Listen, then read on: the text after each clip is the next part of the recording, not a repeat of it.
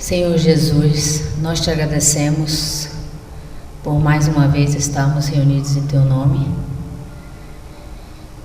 Pedimos, Senhor, que desde já nós possamos sentir esses fluidos benéficos que a espiritualidade derrama sobre nós. Possamos nos juntar aos nossos amigos espirituais que aqui se encontram, percebendo essa harmonia, esse equilíbrio.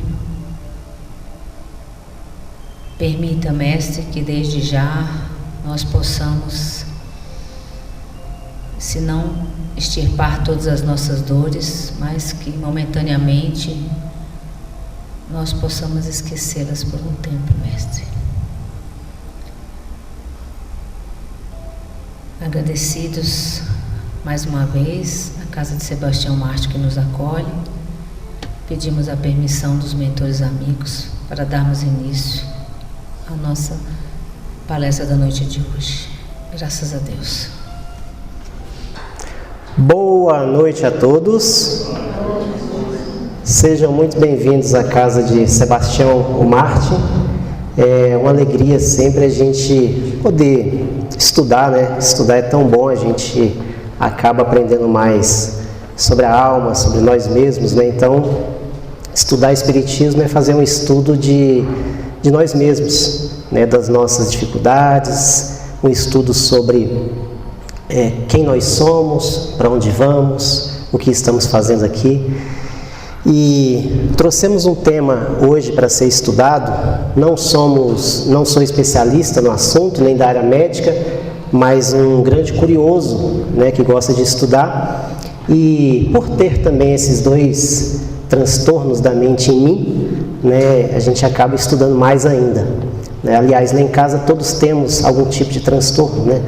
Minha esposa tem TDAH, déficit de atenção, e eu cheguei em casa às 7 da noite para vir para a palestra. Falei para ela, olha, eu vou fazer a palestra lá, que bom. Aí tomei café, 7h20, fui sair, ela, você vai para onde?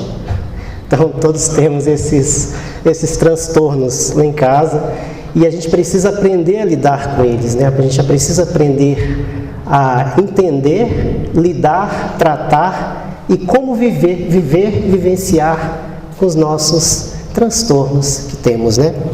Bom, falando sobre esse tema, gostaríamos de começar relembrando o ano de 1774, onde Johann Wolfgang von Goethe, um poeta, escritor, uma das figuras mais importantes da literatura alemã e do romantismo europeu, ele vai escrever um livro ali no século XVIII que se chama Os Sofrimentos do Jovem Werther. Antes ele tinha escrito um livro, aliás, um pouco depois, chamado Fausto, um livro de muito sucesso mundial na literatura. Mas quando ele escreve esse livro, Os Sofrimentos do Jovem Werther, é um livro que causa uma grande repercussão na Europa. Por quê? Nesse livro, o jovem Werther tem uma paixão avassaladora, mas que essa paixão não é correspondida. E o jovem Werther, infelizmente, tira sua própria vida. O que aconteceu à época? Os jovens não tinham internet como hoje, então a grande coisa era ler livros. E os jovens gostavam muito de ler livros, aqueles que tinham acesso, claro. Então, a maioria esmagadora dos jovens europeus ali liam essas obras quando saíam. E muitos jovens leram esse livro, né, do Goethe, e acabaram tirando sua própria vida também. Goethe foi a justiça falou que Goethe era um assassino, que a literatura dele levou muitos jovens, né, a tirarem a sua própria vida. E aí, existiu na época um negócio chamado efeito Werther. E o que seria o efeito Werther? Seria uma mimetização, uma imitação. Que aqueles jovens tinham feito aquilo por imitação, por ler aquela literatura e entender que ela também repercutia naquilo que eles tinham dentro de si. E esse efeito Werther, né, ele aconteceu por vários e vários anos, até que a psicologia avançou, as ciências avançaram e começaram a entender, mas será que realmente a gente não deve falar de determinado assunto? Ou a gente deve falar daquele assunto porque falando daquele assunto a gente consegue prevenir mais? Foi aí que acabou-se um pouco aquele tabu que existia em falar sobre esse tema do suicídio, tirar da própria vida. E aí nós tivemos a Organização Mundial de Saúde, uma organização muito séria mundialmente, falando sobre isso. E a OMS, ela vai dizer o seguinte: temos que falar disso. Se nós não falarmos, como é que nós vamos prevenir? Como é que a gente previne a dengue? É falando dos métodos que acontecem, né? Que a gente tem que cuidar da casa, tem que cuidar para que o mosquito não chegue. Como é que a gente cuidava da Covid? Com métodos de prevenção, né? Com muita informação. Então a informação ela é importantíssima. Mas a OMS vai dizer o seguinte: essa informação ela tem que ter algumas diretrizes para que ela seja bem informada. Algumas diretrizes é abordar o tema sem glamour. Quando se falar sobre suicídio, quando se falar sobre pessoas que tiram a vida, temos que falar, mas não abordar aquele tema de uma forma como divulgar os métodos, com fotos, de apontar aquilo como solução para os problemas. Isso é você tirar o glamour. Mas agir sem preconceito e agir oferecendo ajuda a quem precisa. Aí no ano de 1962, nós temos o surgimento do CVV, o Centro de Valorização da Vida. E o CVV, criado por espíritas à época, o CVV ele vai trazer um trabalho de divulgação, de informação, de acolhimento das pessoas que tinham algum transtorno da mente ali, e esse transtorno levava a pessoa àquele ato.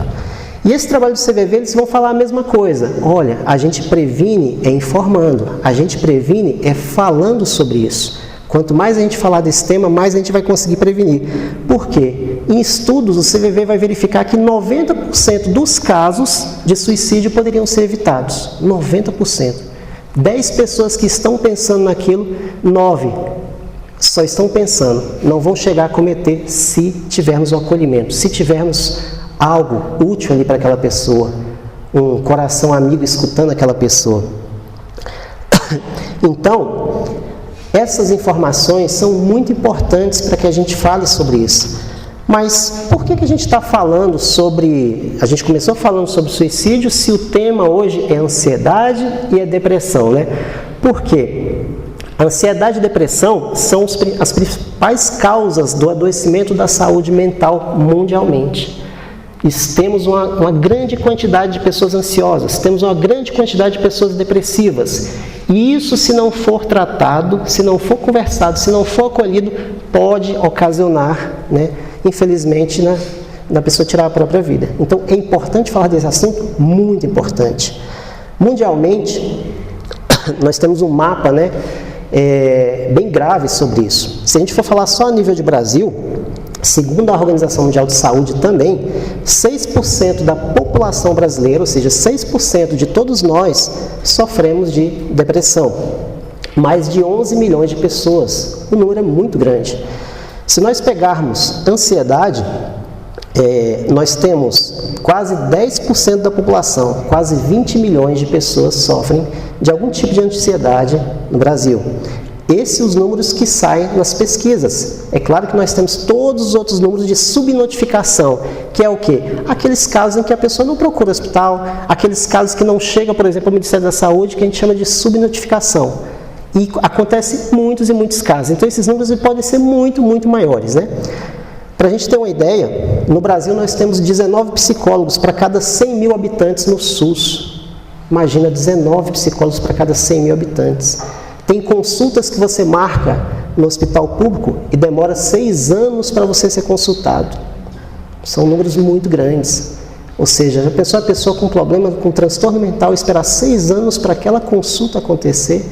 Esses dias assistindo no DFTV, a gente viu uma mulher falando que ela marcou a consulta, 5 anos depois, estava marcada para aquele dia, 21 de abril. Aí ela foi lá no hospital, chegou lá, mas moça, hoje é feriado, aniversário de Brasília. 5 anos esperando, ainda marcaram no feriado. E ela foi lá, perdeu a consulta, teve que remarcar. Então, são assustadores os números quando a gente começa a pesquisá-los, né? E nisso, as mulheres são as mais afetadas, nos transtornos de ansiedade, porque carregam a carga emocional maior de cuidar da casa, cuidar dos filhos. Então, infelizmente, são mais afetadas em relação a isso.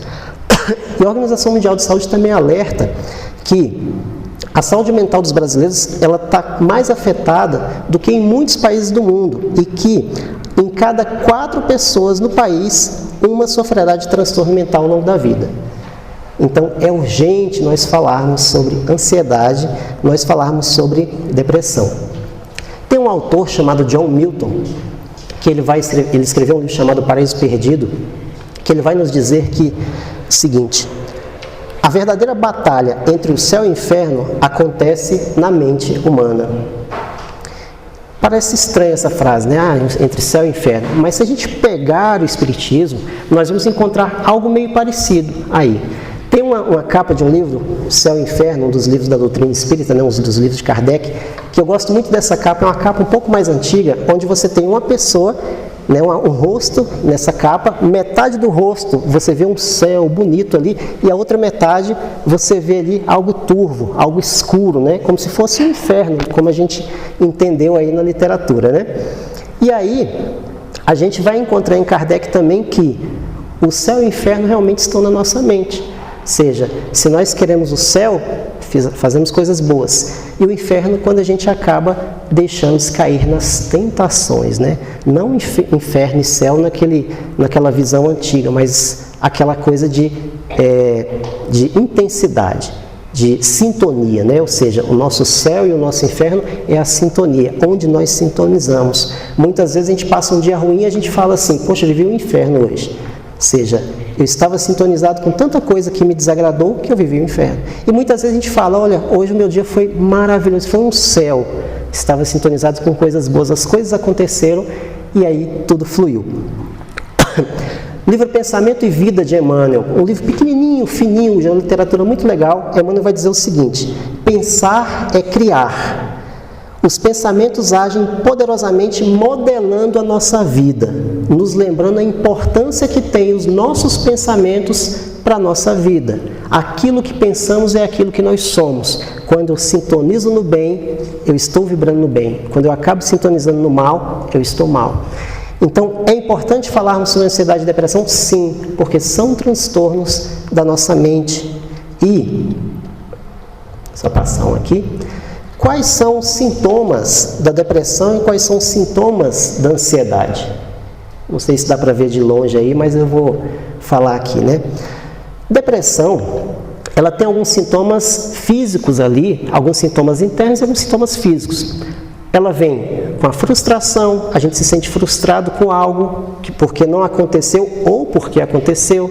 Inutilidade, muitas vezes a gente se sente inútil, fala: poxa, eu não estou fazendo nada de útil aqui, e a gente acaba se sentindo naquela inutilidade. Irritabilidade, às vezes a gente fica muito irritado com alguma coisa, e tudo que a gente estiver falando aqui sobre depressão não é uma coisa que acontece passageira, mas é aquilo que acontece permanentemente. Permanentemente estou frustrado, permanentemente estou me sentindo inútil. Essa constância que é perigoso. Perda de interesse em atividades normais, já não sinto mais vontade de fazer aquelas coisas comuns, de passear com o cachorro, de ir para a escola, de fazer uma atividade, não sinto vontade nisso. Pensamento de morte, suicídio, muitas vezes eu fico pensando naquilo, cansaço demais, sentir-se cansado o tempo inteiro, né? Se não tem algo patológico ali, uma doença, por exemplo, que tire aquilo, pode ser uma coisa da minha mente, a minha mente está me levando àquele cansaço. Perturbação do sono, muitas vezes eu não consigo dormir, fico com insônia constantemente, a perda do apetite, não consigo mais ter vontade de comer aquelas coisas que eu tanto gostava. E a ansiedade, ela tem também alguns sintomas que alguns até se parecem, né, com a depressão. Sensação de perigo iminente, ou pânico, tremores, a pessoa acaba tendo muitos tremores ali, porque ela tem uma crise de ansiedade e ela começa a se tremer ali, né? Aumento da respiração, a respiração já não é mais a mesma, a gente se sente meio que ofegante porque aconteceu algo e aquilo nos tirou do nosso normal. Alta frequência cardíaca, a gente começa o nosso coração a palpitar, e não é um problema cardíaco, é uma palpitação momentânea que aconteceu ali, né? Sentir-se nervoso e impotente, ou seja, eu não consigo mudar aquela situação e me sinto impotente com aquilo, me sinto nervoso com aquilo. E há alguns sintomas que são dos dois, tanto da ansiedade como da depressão. Por exemplo, preocupações excessivas, eu me preocupo excessivamente com algo. A inquietação, eu não consigo ficar quieto, eu estou o tempo todo agitado. Parece que eu estou ligado no 220 o tempo inteiro, né? Ou seja, sintomas da ansiedade. Dificuldade para concentrar, pensar e tomar decisões, agitação. Então, são sintomas que nós não estamos falando daqueles que acontecem rapidamente, mas daqueles que ficam durante muito tempo com a gente. Algo que fica muito tempo com a gente tem que parar, pensar e refletir o que está acontecendo.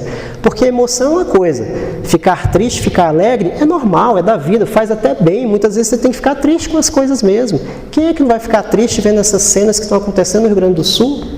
A gente fica triste, a gente chora com aquilo. A gente fica incomodado com aquilo, é natural, nós somos humanos. Então ficar triste não é ruim, faz parte da natureza humana, ficar alegre, são emoções. O que a gente não pode é ficar muito tempo, porque aquele muito tempo cristaliza. E essa cristalização pode ser perigosa para nós. Bom, mas quais são os fatores que desencadeiam, então, aspectos da depressão, aspectos da ansiedade em nós? Fatores hereditários, predisposições orgânicas. Muitas vezes você vem com a predisposição orgânica para ter determinada coisa, para ter determinada situação.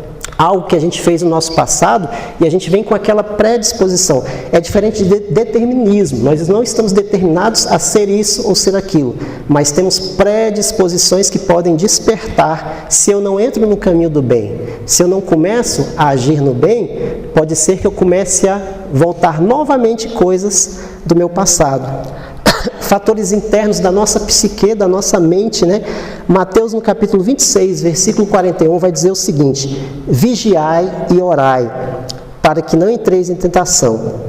Ou seja, Jesus vai nos falar isso, né? Mateus vai anotar ali: vigiai e orai, porque os fatores internos estão constantemente voltando na nossa mente, uma lembrança do passado ou uma projeção no futuro.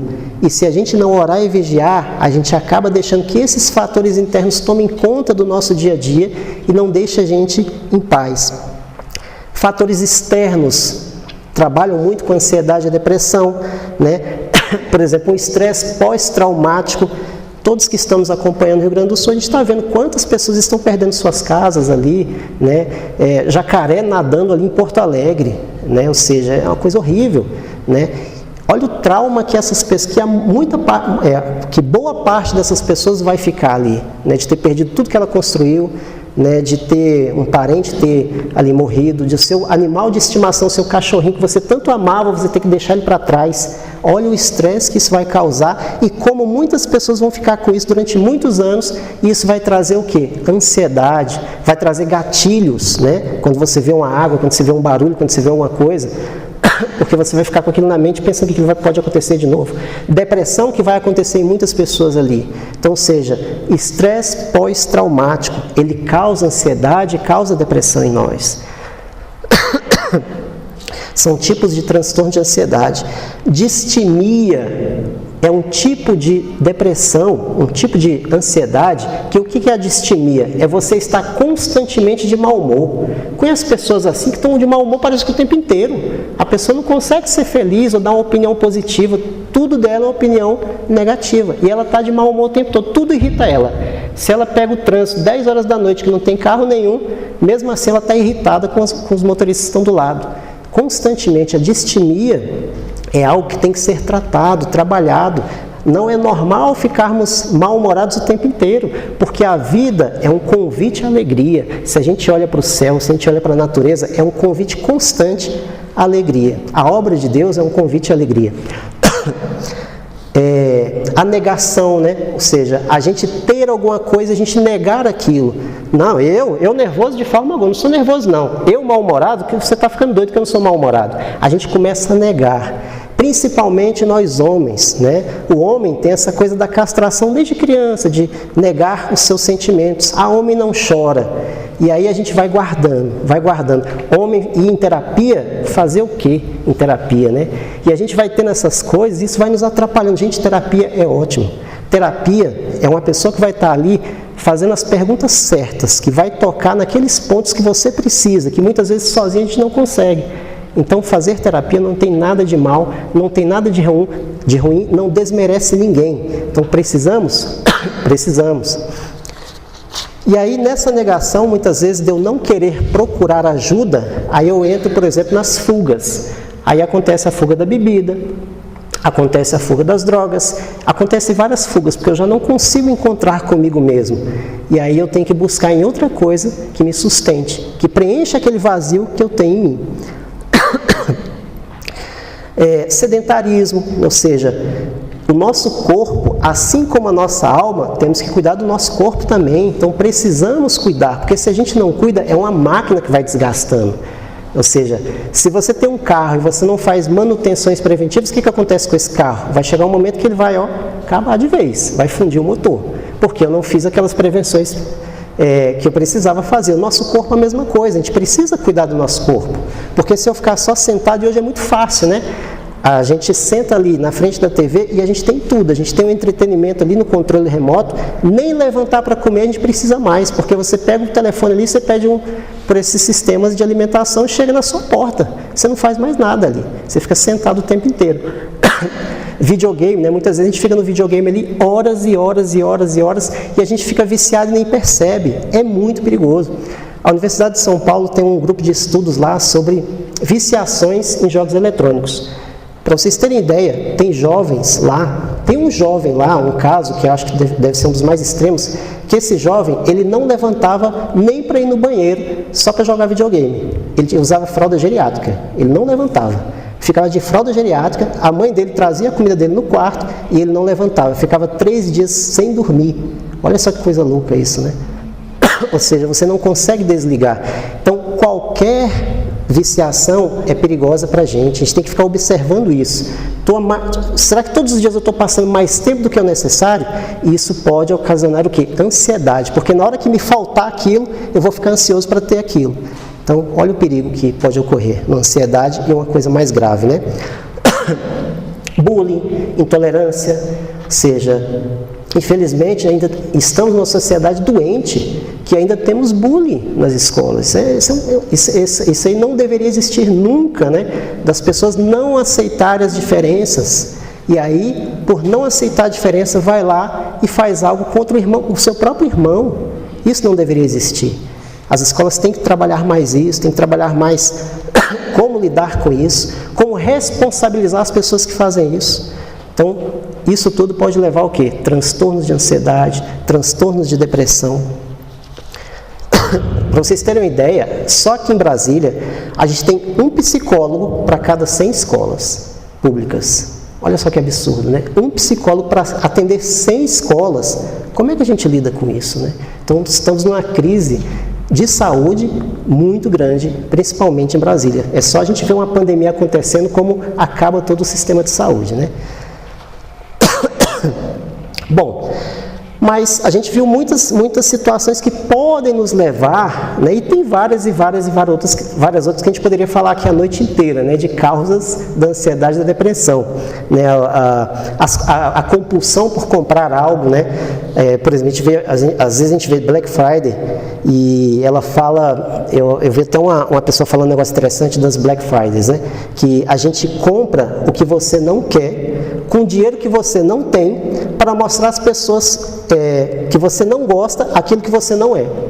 Então a gente vai comprando. É compulsão. O comprar também é uma fuga. A gente acaba fugindo de nós mesmos e achando que aquele objeto vai preencher aquele vazio que eu não consigo preencher com os meus sentimentos, com amor.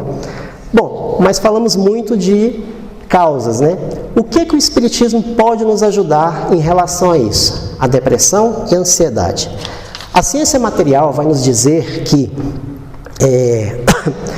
a depressão, por exemplo, a ansiedade, são problemas bioquímicos do nosso cérebro físico. Ou seja, as sinapses não conseguem agir na mesma velocidade e aí há o problema de uma depressão, há o problema de uma ansiedade.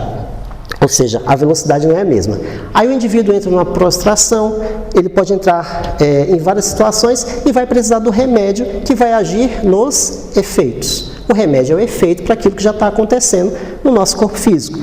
Joana de Ângeles, né, uma autora muito boa que vai falar muito sobre depressão e ansiedade, ela vai nos dizer que a depressão, a gênese dela está no espírito, não é só no corpo físico, mas vem do espírito. E ela vai dizer que nós reencarnamos com alta dose de... Acho que está vibrando um pouquinho, né, o microfone? Está vibrando um pouquinho o microfone aí, não? Tá bom? Nós reencarnamos com alta dose de culpa, né? E essa alta dose de culpa faz a gente não avançar.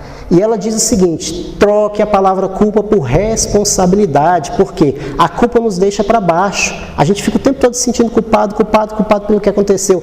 Troca por responsabilidade. Nós somos responsáveis por aquilo que fizemos e temos tudo pela frente para a gente poder reparar aquilo que a gente fez. E assim a gente será mais feliz. Então, Joana de Ângeles nos dá uma dica muito importante, muito boa, para que a gente trabalhe mais essas coisas na nossa mente. E a culpa é uma delas, né?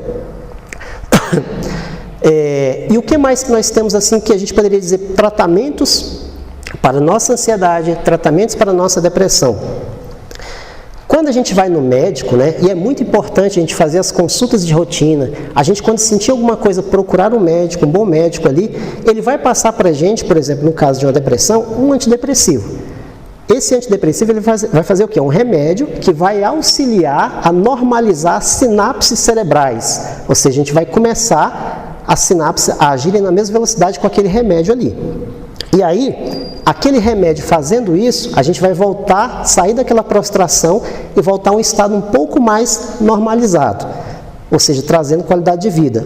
O cuidado é o quê? Sempre procurar os bons médicos, porque se não for um bom médico, a gente vai acabar tomando algo que nos deixe dependentes, e isso é um perigo. A dependência é um perigo, porque a dose foi muito alta e aquilo pode nos causar dependência. Então, um bom médico ele vai sempre avaliar e falar: peraí, vamos diminuir a dose. Olha, doutor, eu tomei isso aqui, está me curando a depressão, mas eu perdi a libido. E agora, o que eu faço? Aí o bom médico vai falar: não, agora você vai fazer isso aqui. Então, sempre procurar um bom médico que ele vai fazer isso. Nunca deixar de irmos ao médico, à medicina, né?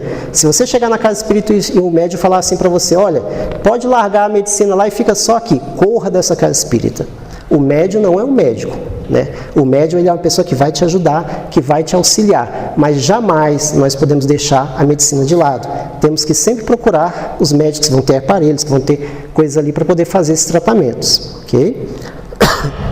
Apoio psicológico é outra forma que nós temos muito boa de trabalhar ansiedade e depressão. Como falávamos aqui, terapia não tem nada de ruim. A terapia é uma forma da gente encontrar as perguntas certas para entrar na nossa psique, na nossa mente. Então, a psicoterapia vai nos ajudar, por exemplo, no autodescobrimento, a entender por que aquilo nos leva a tomar determinadas situações. Muitas vezes eu não sei sozinho por que eu estou agindo daquela forma, por que eu sou tão nervoso no dia a dia, por que eu sou tão agitado, né? Por que eu sou tão assim ansioso?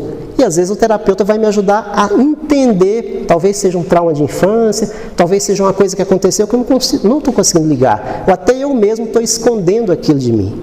Então, o apoio psicológico. O passe, a fluidoterapia, ir à casa espírita ou ir a qualquer outro local, denominação religiosa que te dê um passe ali, que faça uma prece por você, é muito importante, uma prece por nós, porque aquilo ajuda a recompor o nosso perispírito e vai ajudar, muitas vezes, a afastar uma obsessão que tem ali com a gente. Então, fazer um tratamento, muitas vezes, ajuda a trabalhar aquela obsessão. Espíritos que estão ligados ali, porque eu estou sintonizando em algo que não é bom e aí eu estou trazendo um monte de gente para perto de mim. E aí, um tratamento vai me ajudar a lidar com isso. E, além disso, cuidar do emocional à nossa volta. Ou seja, é muito importante para a gente trabalhar a ansiedade e a depressão, cuidar do nosso emocional, entender por que nós somos assim, por que isso acontece com a gente e trabalhar isso. Uma coisa muito boa é não deixar jamais de fazer o evangelho em casa. Porque o evangelho é a gente acender uma luz, é a gente trabalhar isso na nossa casa, porque se a gente ficar na nossa casa simplesmente sem falar de Jesus, sem falar de amor, né, a gente vai acabar sendo levado pelas coisas do dia a dia. A quantidade de informações do dia a dia acaba nos enchendo de informações e a gente acaba esquecendo do nosso contato com Deus. Então, separar aquele dia da semana para a gente poder bater um papo, conversar, né? E a gente sempre tira um assunto bom do Evangelho que vai nos ajudar com isso.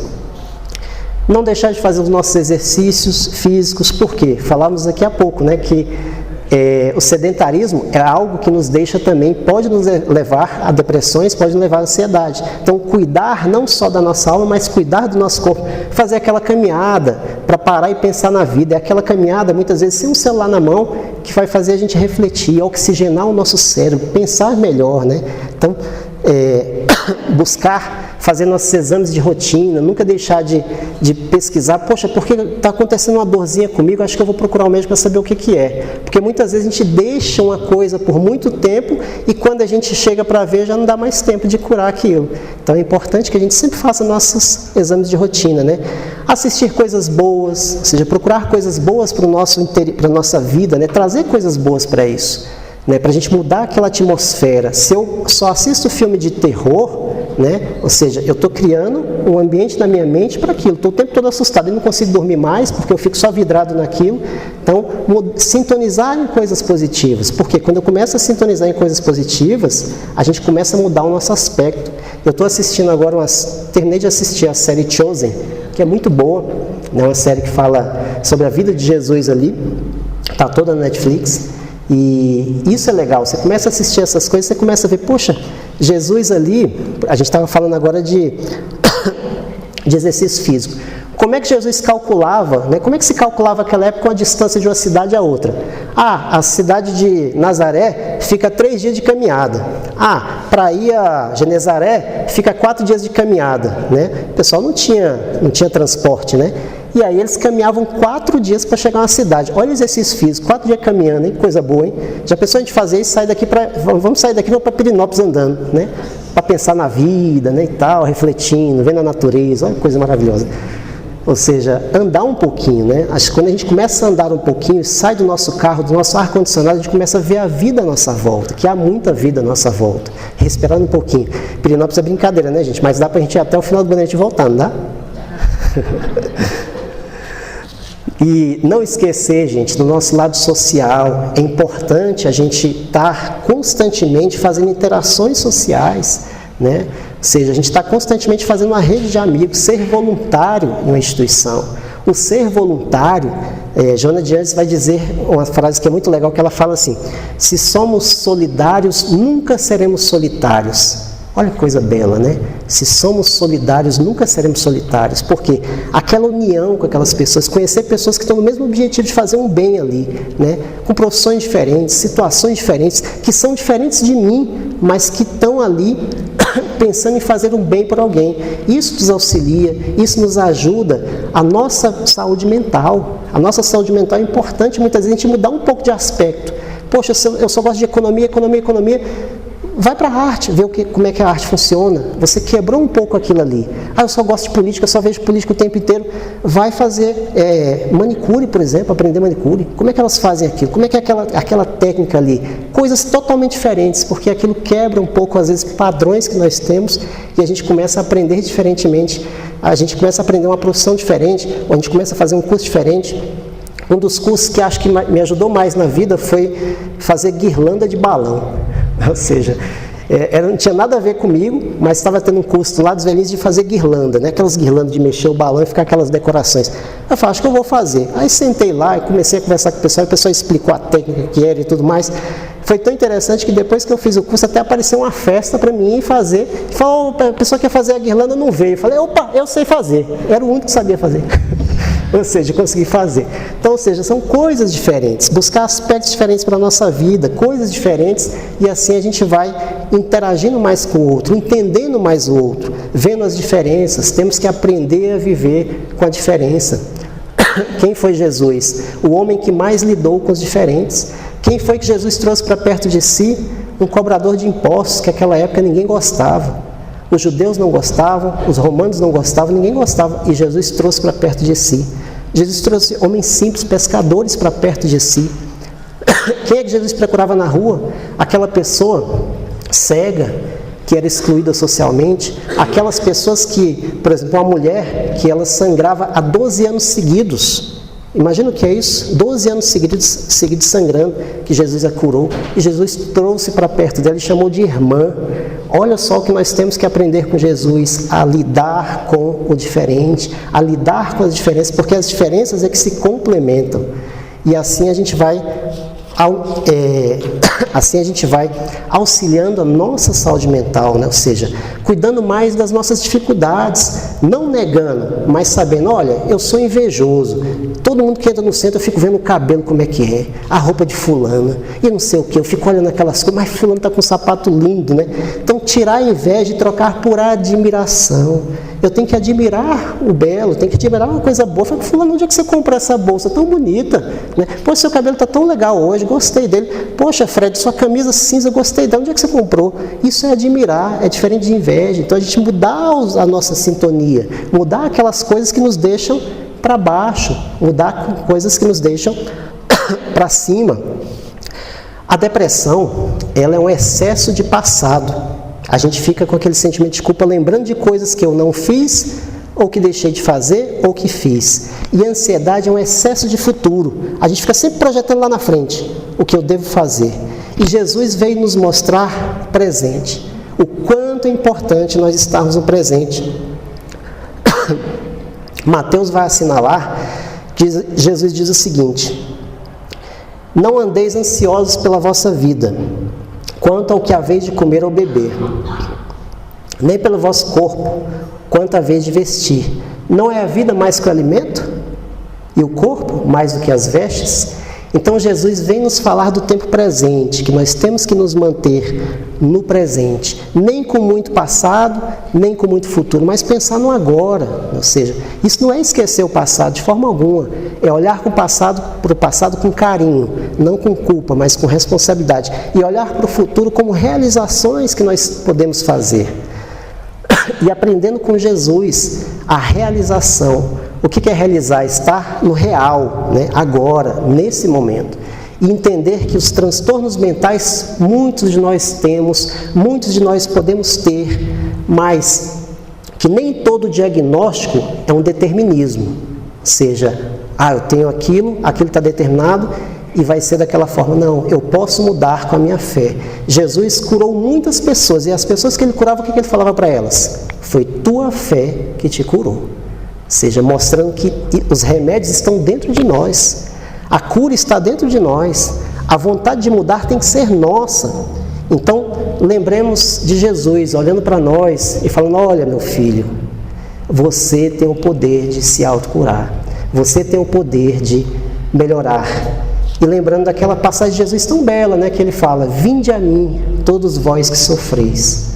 Olha que coisa linda, já imaginou Jesus olhando para a gente nesse exato momento agora e falando: olha, venha, você está sofrendo, vem para mim, não se preocupa não, eu estou com você. Se você sofre, se você sofreu um bullying, se você sofreu qualquer dificuldade, se você sofreu uma desilusão amorosa, como o caso que nós contamos aqui do início, não se preocupe, venha para mim, siga-me. Como ele falou para Pedro: largue tudo, Pedro, e me siga. Então, se a gente começar a seguir um pouco mais esses exemplos de Jesus, como nos lembra o Evangelho segundo o Espiritismo, naquela parte que fala sobre o homem de bem, ou seja, quem é o homem de bem, né? Tudo aquilo que nós almejamos ser, a gente vai melhorar e vai conseguir lidar um pouco mais com esses transtornos da nossa mente que acontecem. Ninguém está livre disso, mas que nós podemos tratá-los, podemos amenizá-los com o quê? Com a nossa reforma íntima. Então a reforma íntima é a solução para nós todos, é a solução para a gente ter um mundo melhor, é a solução para a gente ser um pouco mais humano com a dor do outro, ter empatia e para a gente melhorar como indivíduos. Então, obrigado, gente. Vamos fazer a nossa prece. Depois de tudo que foi dito, como é bom a gente saber que temos todos dificuldades e transtornos, mas nós vivemos nesse mundo, por mais que muitas pessoas acreditem que nós estamos aqui só resgatando os débitos, mas nós vivemos para ser felizes, para caminhar até o Pai, mas com alegria. Então, mais uma vez, Vamos nos sintonizar com os nossos mentores amigos, pedindo a eles que nos ajudem a suportar as nossas vicissitudes, as nossas dificuldades diárias, pedindo a eles que nos fortaleçam a cada dia, que nós possamos mostrar a eles as nossas dificuldades, os nossos medos, as nossas angústias, mas confiando não só neles, mas sobretudo em Deus, que nós poderemos transpor essas barreiras, essas dificuldades. Então, que nesse momento possamos absorver esses fluidos, que os paz é derramado em nós, possam ser extirpadas ou minimizadas as nossas dores físicas, para que possamos sair daqui bem melhores do que quando chegamos. Permita ao Divino Mestre que a cada dia nós possamos vivenciar o seu Evangelho de amor, caridade, bondade. Que nós jamais deixemos a ira tomar conta das nossas almas. Confiemos, tenhamos fé a cada dia mais, que tudo que o Senhor nos prometeu de amor e que o Senhor estaria sempre junto a nós, se concretiza, Senhor. Nós somos fracos a maioria das vezes, mas, como disse o nosso amigo, que nós busquemos sempre nos reformarmos intimamente,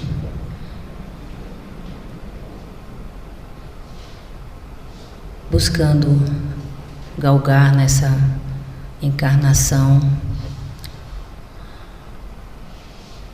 toda a nossa evolução, pretendemos, Senhor Jesus.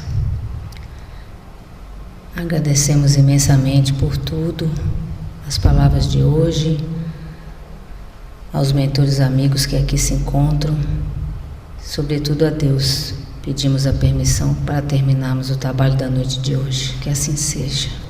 Graças a Deus.